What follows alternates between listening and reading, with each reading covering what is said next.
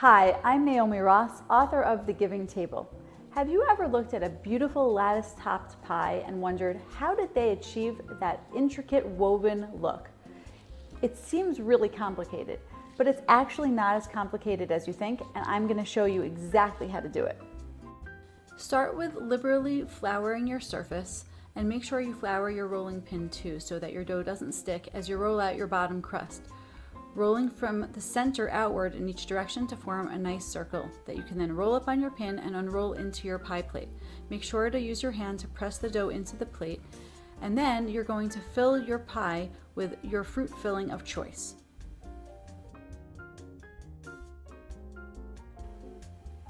Next, we're going to roll out our top crust for our lattice work. This time you're going to roll it into a rectangle, making sure to flour your surface and your pin so that the dough doesn't stick to the surface. Roll outwards in each direction from the center so that it's a nice and even crust. I like to roll it out a little bit extra, knowing that I'm going to lose a little bit of the dough when I trim it, about 13 to 14 inches in length and about 9 to 10 inches in width. Once it's rolled out, then you can trim the jagged edges. Use a paring knife or a pastry wheel to do this.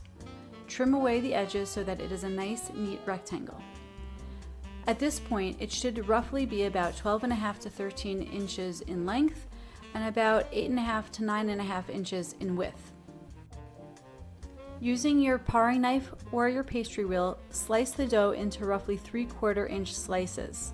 Now it's time for lattice work. Start by draping 5 strips over the fruit filling and try your best to lay them across evenly spaced from each other. Now, working from one side, you're going to fold back numbers 2 and 4, but only halfway back to the center. Then place another strip of dough over. Replace numbers 2 and 4 back from where they came from. And now fold back numbers 1, 3, and 5. Drape another strip of dough over those. And now again, fold back numbers 1, 3, and 5.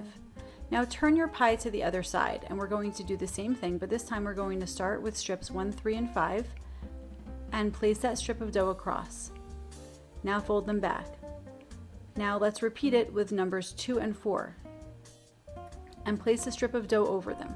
Fold it back, and if you happen to have room, you can try to squeeze in one more strip over 1, 3, and 5, and the same thing with 2 and 4 on the other side if there's room. Fold them back, and now it's time to seal. How do you like that? That's gorgeous.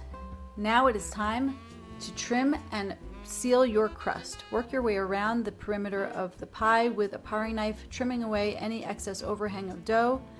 And then you're going to press together the top and bottom crusts, folding and tucking that dough underneath itself.